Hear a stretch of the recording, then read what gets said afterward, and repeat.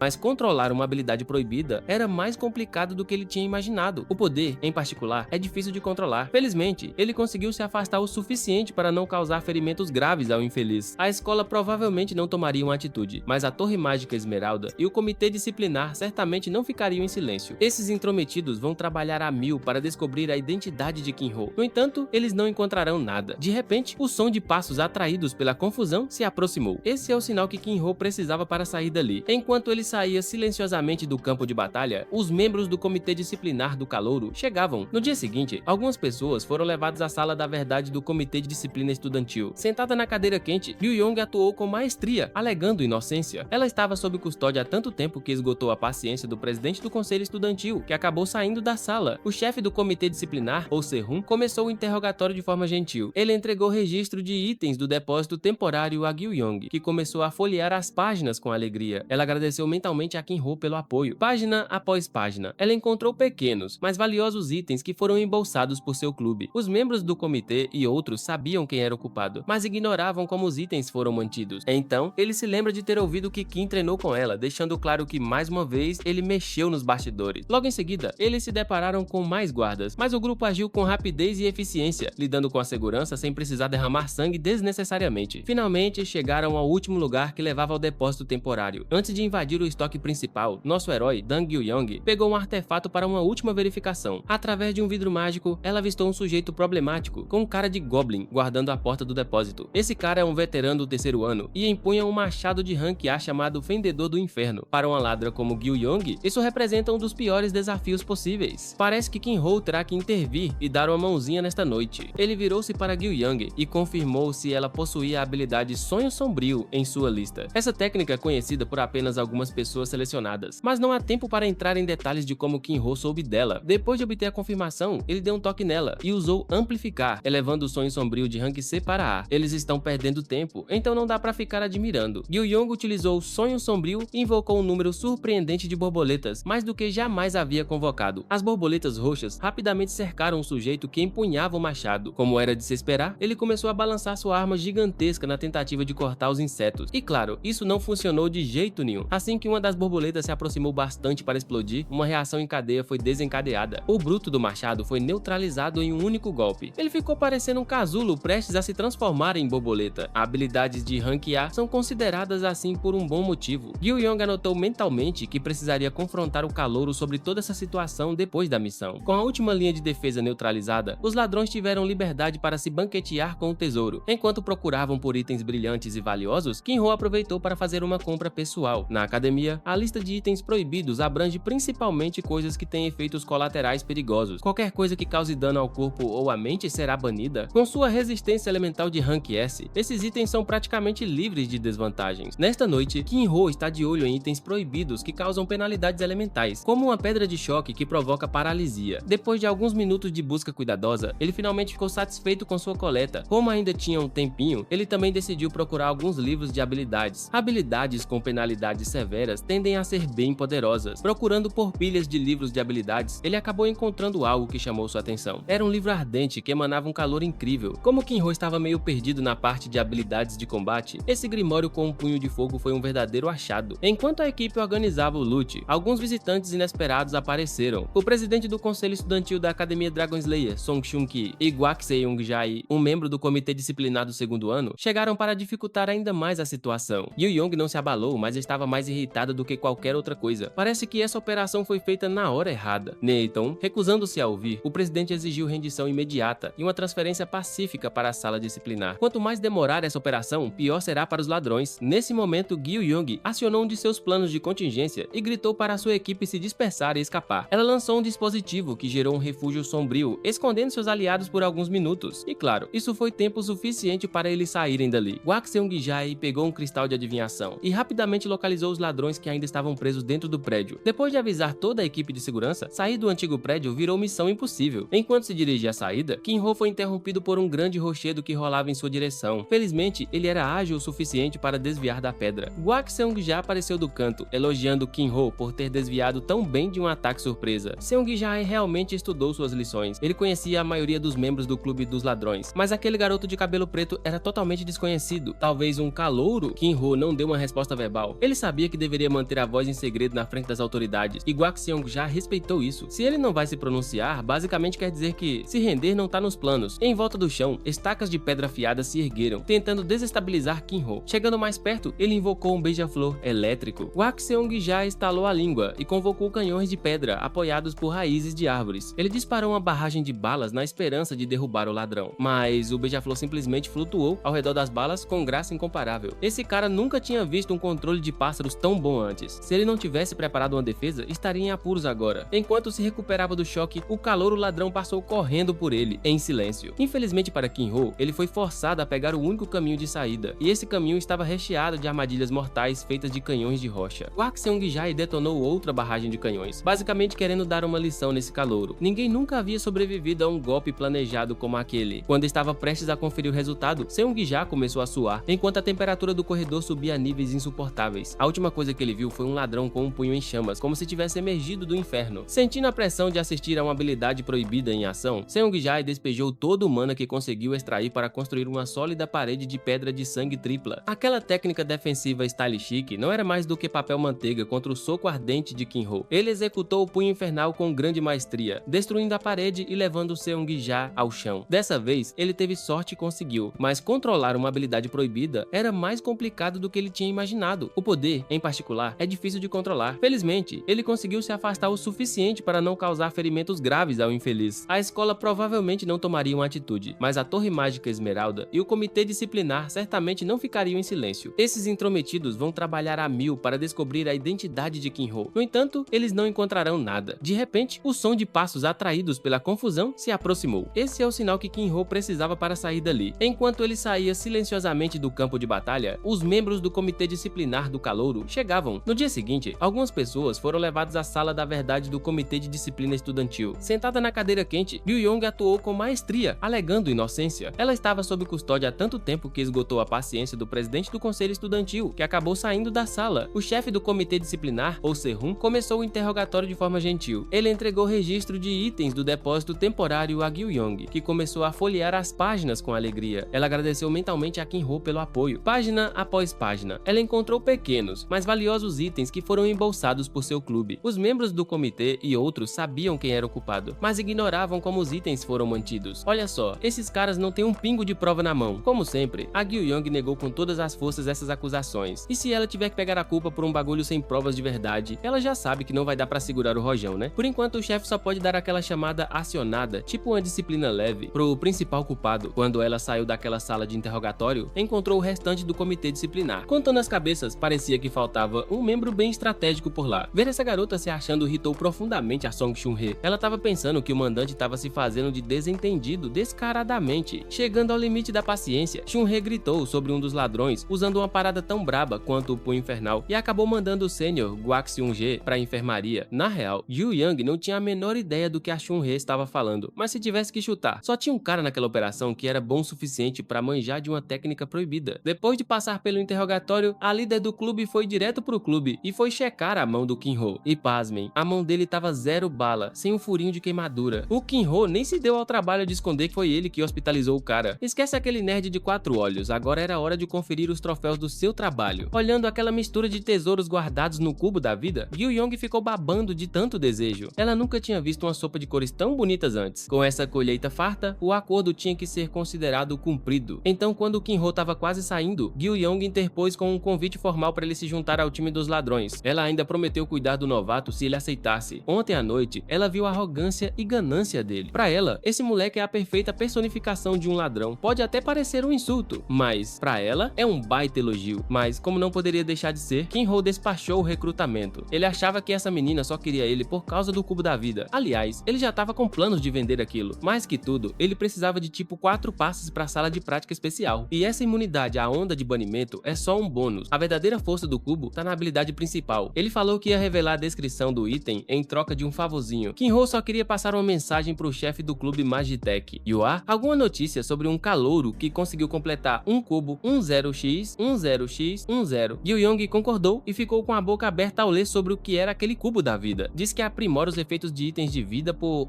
3 vezes. Um bagulho desse venderia fácil, não importando o preço em algumas facções. Antes do Kinho sair de vez, Gyu-yong insistiu que ele pensasse bem no convite. Mesmo sem o cubo, ela valoriza tudo que ele pode trazer pra mesa. Então, ele prometeu que ia pensar sobre isso. Um fim de semana rolou e alguns dias de silêncio acalmaram o comitê disciplinar. Hoje, o Kinho tá indo pra aula com a Seo Yae-in, que é uma zumbizinha. Só porque é segunda de manhã e ela tá se arrastando feito uma morta-viva. Enquanto estavam a caminho da aula, Kinho começou a perceber que estavam sendo seguidos por uns moleques da Torre Mágica Esmeralda, ou do clube clube da natureza. Ele não estava muito preocupado com a espionagem, mas cortar o mal pela raiz era o jeito menos irritante de resolver isso. Assim, ele deixou a Yain ir pra aula primeiro enquanto ele tratava de dar um jeito nos ratos. A seu Yain só concordou, mas ela também viu os espiões bem à mostra. Kinho se virou e encarou diretamente os dois irritantes. A garota ficou tipo, e agora? Enquanto o garoto estava lá, se achando por Kinho estar facilitando a treta. O maluco se gabou dizendo ser um mago da Torre Mágica Esmeralda. A menininha de cabelo azul foi mais educada, convidando Kinho para conhecer o líder deles. Óbvio que ele recusou na hora. Se o líder da torre precisa dele, que venha ele mesmo, em vez de mandar os capangas. O garoto ficou feliz que Kinho não estava colaborando, já até colocando a luva para encher o saco de alguém. Dá licença, a mensagem? Sem deixar o rato terminar o blá blá blá, Kinho mandou um beija-flor voando. Quando pousou, paralisou o rato verde, que começou a convulsionar feito doido. A Senrita Rato só observava seu parceiro tremendo no chão, sem saber se corria ou se ficava. Se é luta que eles querem, Kinho topa a parada. Sabendo que com alguém tão decidido quanto esse cara, a Senrita Rato acabou se desculpando. Dando uma olhada no movimento do beija-flor, a Senrita Rato sacou que Kinho não era um qualquer. Ela pediu desculpas e ele se virou. Pelo menos um dos ratos tinha neurônios suficientes para perceber que era hora de dar meia volta. A Senrita Rato achava que os rumores sobre Kinho seria um covarde eram só balela, mas o Senhor Rato tava pensando que o Kim simplesmente teve sorte com um golpe. Tava ele lá, planejando uma vingança quando uma bala mágica cortou o clima e atingiu a parte de trás da cabeça dele. A Senrita Rato começou a olhar apavorada para ver de onde vinha o tiro invisível. Ela tentou ser inteligente e educada, mas a pobre da Senrita Rato foi pega na armadilha e levou um balaço na cabeça. Os representantes da Torre Mágica Esmeralda, com tudo isso, tão neutralizados. Na aula, o professor discorre sobre como as masmorras são feitas para esgotar quem entra. Se ficar sem recursos lá é sinônimo de fracasso. E por incrível que pareça, a Seo Yain chegou mais tarde que o Kinho. Quem sabe ficou ocupada dando trabalho pra galera lá fora. Finalmente, o professor anunciou que o próximo teste deles vai ser em formato de contrarrelógio. Masmorras de nível superficial podem ser desafiadas várias vezes no modo de prática, mas ao vivo só tem uma chance. Para passar no contrarrelógio, é preciso resgatar o alvo e destruir o totem em 5 minutos. Os alunos são incentivados a treinar a rota mais eficiente antes da raid ao vivo. Como esse desafio é em dupla, o Shin Byung-chul não perdeu tempo e logo se grudou no melhor pontuador do último exame, o Go Hyun-woo. Kinho só acenou pro cara se juntar a um dos amigos dele. Parece que a parceira já foi escolhida assim que o professor anunciou, e a Seo Yain agarrou as mangas dele e declarou que agora era uma dupla. Justo quando você pensa que a Senrita e o Sr. Rato só tomaram ferro, voltamos a atenção para a Torre Mágica Esmeralda. Um cara careca, que tem o poder de comandar árvores, tá despejando raiva e frustração nos lacaios dele. E não é pra menos, o irmão dele, que era um oficial disciplinar, foi espancado por um ladrão. O cabeça lisa conseguiu se controlar e derrubou o Sr. Rato antes que a coisa saísse de controle. Sentado em seu trono de madeira, o cabeça lisa se afogava em suas más premonições. E o presidente da Torre Mágica Esmeralda, Mock Jung-ha, tá planejando encontrar o infame Kinho junto com a presidente do clube da natureza, Ha Su-yan. A reputação da torre tá no fundo do poço mesmo. Se bobear, eles podem se recuperar um pouco se botarem as mãos naquele cubo doido. O garoto Jung-ha, com suas artimanhas de mafioso, decidiu que o Sr. Rato deveria se ver na obrigação de pagar por insultar a poderosa Esmeralda. Escutando esse plano mirabolante, o Sr. Rato, que adora meter os pés pelas mãos, resolveu interromper e se ofereceu para mais uma vez ser enviado em uma missão de redenção. Ele insistiu que o fiasco anterior foi só uma questão de descuido, que não se preocupasse, ele estava pronto para tentar de novo. Jung-ha, mesmo sendo todo firmeza, resolveu dar uma chance para o Sr. Rato, mas deixou claro que, se ele falhar, tá fora do clube, meu chapa. De olho na missão, o Sr. Rato, mesmo sabendo do risco, pegou coragem e aceitou se meter nessa enrosca. Para garantir que a missão não fosse um completo fiasco, Mock Jung-ha resolveu emprestar um golem pro Sr. Rato para ajudar a modelar aquele calor esquisito. Enquanto os planos estavam sendo armados na Torre Esmeralda, nosso protagonista Kinho estava correndo como um condenado pelo pântano dos Goblins, na companhia da Seo Yain. Essa corridinha de prática era só um teste pro nosso garoto entender como o desafio contra o relógio funciona. Para ganhar as recompensas nas masmorras, o sistema deu um ultimato, menos de 1 minuto para limpar tudo. A masmorra solo? Moleza. Ele poderia ir com tudo, tranquilo. Agora, a prova em dupla era outra história. Se ele conseguisse ensinar a Seo Yain o padrão desse pântano cheio de goblins, acelerar seria só um passeio. Mas dar um código de trapaça assim não ajudaria ela a se desenvolver, né? Ela precisava mesmo era de prática, ajustando suas próprias rotações e estratégias. Depois de um tempinho correndo e atirando, a dupla acabou chegando ao covil do chefe Goblin, no meio da água. Antes de entrar na briga, nosso guerreiro Kinho perguntou pra parceira se ela queria entrar com tudo, ou se preferia fazer uma abordagem mais cautelosa. Derrotar um chefe valia nada menos que 120 pontos de bônus. Com tanta grana em jogo, como alguém poderia não arriscar tudo pra vitória, né? Kinho, então, se posicionou na melhor área pra dar suporte ao DPS da Yain, usando toda a agilidade do beija-flor, mas o Goblin chefe não era do tipo que se deixaria enganar por um ataque evidente. Felizmente, o chefe se distraiu, deixando o Yain livre pra fazer um disparo limpo com seu rifle. Ela puxou o gatilho gatilho e acertou bem na parte careca da cabeça do Goblin. A bala mágica, porém, não parecia forte o suficiente para derrubar o bicho de um tiro só. Na verdade, deixou o chefe mais pistola e agitado do que nunca. O Goblin começou a balançar a espada para todo lado e rapidamente mudou sua fúria para atiradora. E nesse alcance tão perto, toda a vantagem do rifle foi pro espaço, mas a Seu Yain não esquentou a cabeça e estava bem tranquila. Ela levantou a mira e puxou o gatilho sem um pingo de medo. Parte da confiança dela vem do fato de que Kinho sempre acerta no momento certo. Com a habilidade de amplificação, o nível do beija-flor foi elevado de rank, e para ser temporariamente. O pássaro ficou maior e muito mais impactante. A voltagem aumentou e o poder paralisante ficou ainda mais brutal. Com o Goblin atordoado na mira, Yain preparou um tiro devastador. A corrida de prática acabou sendo um sucesso estrondoso. Considerando os pontos de abate, o tempo restante e o bônus da missão, a dupla somou 649 pontos. Eles melhoraram bastante desde a primeira tentativa e ainda tinham muito a aprimorar. Antes de tentarem de novo, Yain pediu que Kinho mostrasse aquela técnica de tiro mágico uma vez mais. Depois de passar um tempo com ela, Kinho percebeu que a menina era bem competitiva. Ela estava claramente frustrada porque o chefe Goblin não caiu após seu primeiro tiro certeiro. Como ela queria melhorar partes específicas do seu jogo, achou melhor ir pro centro de treinamento. No stand de tiro, Kinho resolveu dar uma aula sobre uma habilidade chamada descarga. Atualmente, a qualidade dos tiros de mana dela era primorosa, mas ela estava usando isso apenas como ferramentas, desperdiçando seu potencial. Para ilustrar, ele moldou uma bala mágica e fez como se sua mão fosse uma pistola de mana. Com isso, ele conseguiu mostrar uma demonstração perfeita da liberação rápida de mana com um estalar de dedos. Esse é o cerne da técnica de descarga. É meio que atirar um tiro normal de mana, mas entender esses pequenos ajustes pode mudar tudo. Seguindo o que ele falou, Seu Yain tentou copiar a demonstração da pistola de dedo, só que, quando ela tentou disparar, a bola foi parar para trás. Que confusão! Para uma atiradora competente, ela estava meio por fora do básico. Para facilitar, decidiram que ela só iria atirar tiros de mana ao invés de formar balas. A missão da Seu Yain agora era deixar seu tiro de mana mais afiado, enquanto Kinho ia buscar algo para comer. Quando ele já estava quase saindo, ela chegou com um cartão preto, puxando para pagar a conta. Ainda bem, porque pelo brilho do cartão, a garota deve ser podre de rica. Na cafeteria, Kinho não perdeu a chance de usar a grana liberada e pegou de tudo um pouco. Enquanto ele fazia o pedido no balcão, a espadachim Han So-man o flagrou lá do outro lado da sala. A Song Chun-hee virou a cabeça e mordeu um garfo, perplexa com a cena. Após se recompor, ela viu uma oportunidade de ouro para tirar uma dúvida que atormentava há dias. Correndo até ele, ela pediu para espiar a mão do garoto. Ainda tá rolando um mistério sobre aquele ladrão que usou o punho infernal no caso do depósito. Imagina a cara de surpresa da Chun-hee quando percebeu que o ladrão era um craque em habilidades de beija-flor, tipo do Clube dos Ladrões. E para sua sorte, ela conhecia alguém que se encaixava nesse perfil. Disfarçando o pedido estranho como uma prática de leitura de mãos, Chun-hee ficou ansiosa para verificar se tinha marcas de queimaduras na mão dele. O Kinho fez aquele ar de envergonhado, né? Entrando no joguinho inocente da menina, ele levantou a mão e deixou a Chun-hee checar do jeito que ela quisesse. Depois da primeira mão limpa, ela queria ver a outra, claro. Depois de investigar bem, ela não encontrou nem sinal de queimaduras. E ela ficou tão chocada que não soltou as mãos de Kinho. Achando que tinha resolvido tudo, estava toda orgulhosa. Mas agora era ela que estava envergonhada, fugindo dessa situação embaraçosa. Decidindo sacanear um pouco, Kinho quis saber o que a leitura de mão dizia sobre seu futuro. Mais especificamente, ele queria saber sobre a vida amorosa dele. Irritada com a provocação, ela gritou que ele teria dias difíceis pela frente. E com toda razão. Enquanto o resto do comitê estava na paz, essa menina cabeça dura ainda estava caçando culpados. Mas o Kinho soube jogar bem essa interação, esquivando das suspeitas. Quando o dia seguinte chegou, lá estavam Kinho e Yain mais uma vez, prontos para uma prática de speedrun. Dessa vez, ela decidiu usar duas pistolas em vez de um rifle só. Assim, ela poderia metralhar os goblins com nada menos que puro tiro. Depois de dar conta dos peixes pequenos, era hora de trazer as armas pesadas. Na moral, como sempre, Kinho fez papel de suporte, spamando beija-flores para atordoar os inimigos, enquanto Yain detonava qualquer um que cruzasse o caminho. Dessa vez, os tiros dela não eram apenas precisos, mas tinham força suficiente para atravessar os escudos dos goblins. Somando os pontos de bônus por tempo, abates e a eliminação do chefe, a dupla fez 728 pontos. Após aquela performance impecável, Kinho não se conteve e elogiou a Yain por integrar tudo o que aprendeu nas batalhas. E pela primeira vez desde que se conheceram no trem, Kinho viu a Dorminhoca sorrir. Rapaz, se você curtiu esse recap já sabe, né?